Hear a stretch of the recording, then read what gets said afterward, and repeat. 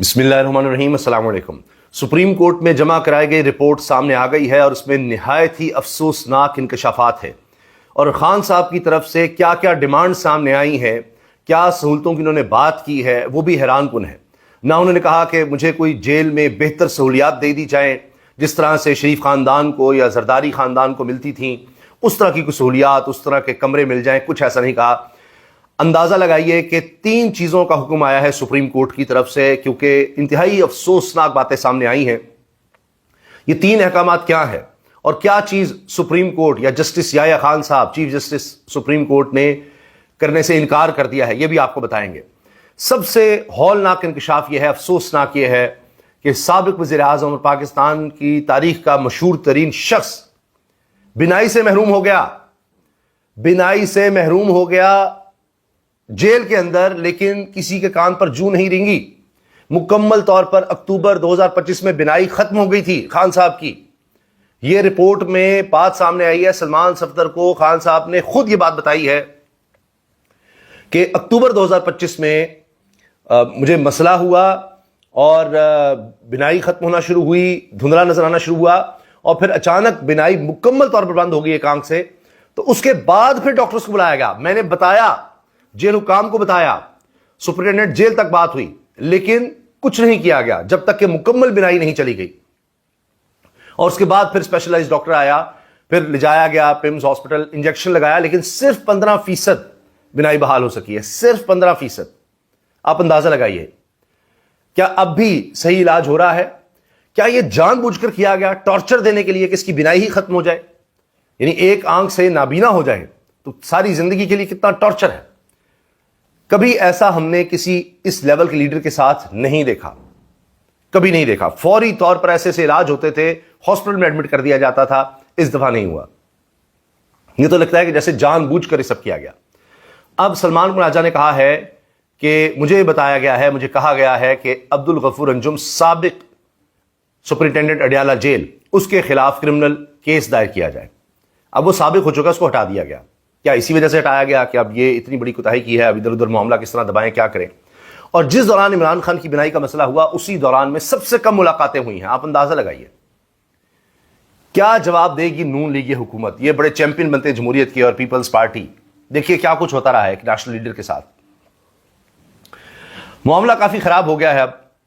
اب کہا جا رہا ہے سپریم کورٹ کی طرف سے احکامات آ گئے ہیں، حکومت بھی مان گئی ہے کہ ذاتی معالج سے عمران خان کی ملاقات کروائی جائے، اور 16 فروری تک، آج 12 فروری ہے، جمعرات کا دن ہے، اب 16 فروری تک کی تاریخ ہے، اور اس میں friend of the court, amicus supreme court نے جو مقرر کیے، اپنے معاون سلمان صفدر، ان کو لوپ میں رکھا جائے۔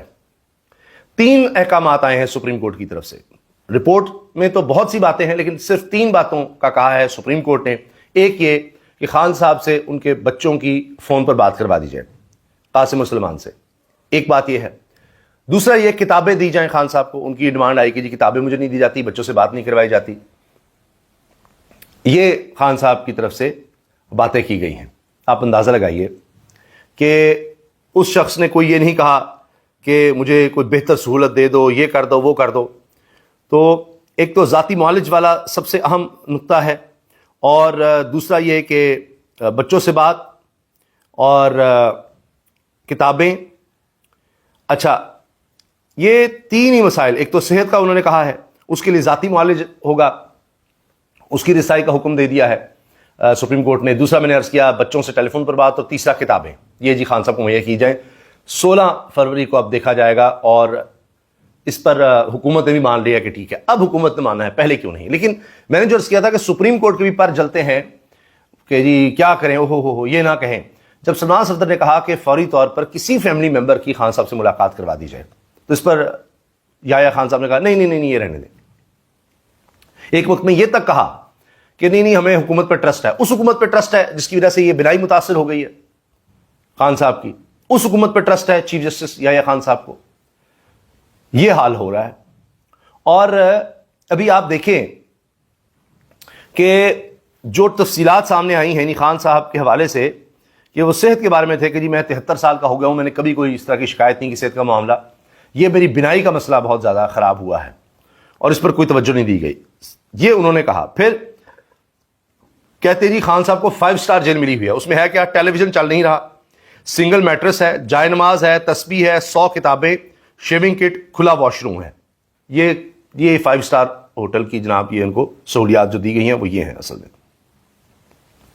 پھر اب علیمہ صاحبہ نے کہا ہے اب آپ صرف عمران خان علاج نہیں کرائیں گے, ہم الٹیمیٹم دے رہے ہیں کہ عمران خان کے کیسز کے فیصلے کرو اور رہا کرو. اب یہ بات آ گئی ہے کیونکہ اس کے علاوہ لگ رہا ہے چارہ کوئی نہیں ہے, کیونکہ یہ تو بہت برا حال ہو گیا, بنائی ہی متاثر ہو گئی. اب اس کو واپس لانے کی جیل میں ٹریٹمنٹ ہو سکتا ہے, نہیں ہو سکتا. اگر ہو سکتا تو پھر پمس کیوں لے جایا جاتا. اچھا, اس کے علاوہ سلمان صفدر نے خود جو چیزیں آبزرو کی ہیں, تو کچھ چیزیں انہوں نے کوٹ کی نا, خان صاحب نے جو باتیں کہی ہیں, انہوں نے کوئی اور شکایت نہیں کی کہ دیکھیں جی یہ چھوٹے سی گال کوٹ رہی ہے, فلاں ہے, یہ ہوا ہے. اچھا کہ جی خان صاحب کی ایک آنکھ سے مسلسل پانی بہ رہا تھا اور وہ بہت تکلیف میں تھے اور بار بار وہ اس کو ٹیشو سے صاف کرتے تھے آنکھ کو. یہ مسلسل ہو رہا ہے, تو کیا ایک مسلسل عمل ہے تکلیف کا, اس کے لیے مکمل طور پر ماہر ڈاکٹروں کی نگرانی نہیں ہونا چاہیے.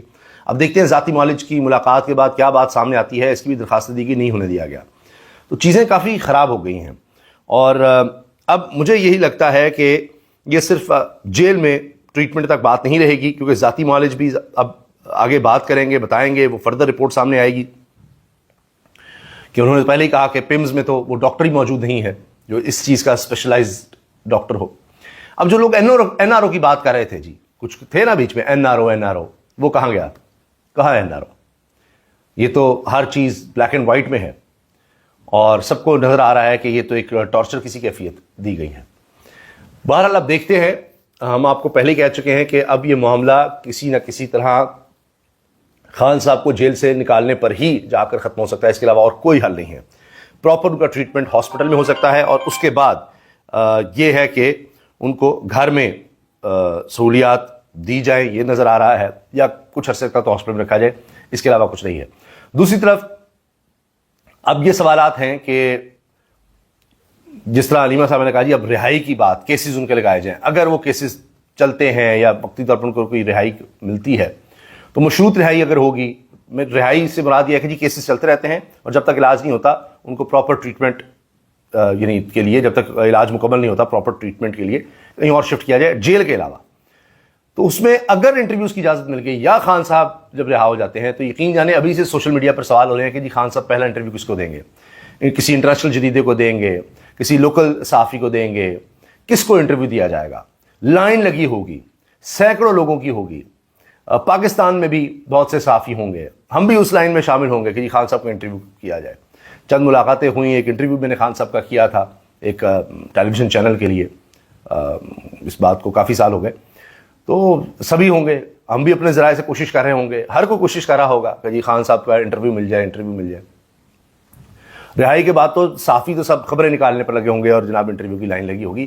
یہ ابھی سے بحث شروع ہو گئی ہے کہ ہر کوئی گھوڑے دوڑائے گا یار کہ جی ہمارا ہو جائے, ہمارا ڈرا. جو یہ چینل بھی, ہر چینل بھی کوشش کر رہا ہوگا جو آج خان صاحب کا نام نہیں چلاتا, تصویر نہیں, بیان نہیں, وہ وقت بھی آنا ہے کہ یہ سب لائن میں لگے ہوں گے کہ جی بڑے بڑے اینکر سارے اپنے لائن میں لگا دو کہ کون انٹرویو کرے گا. یہ ایک دفعہ علاج والا معاملہ ہو جائے اور چیزیں اسموتھ ہو جائیں تو دیکھیے گا اس وقت پھر کیا ہوتا ہے, میڈیا کیسے جناب گھومتا ہے, وہ بھی وقت آئے گا. اللہ حافظ.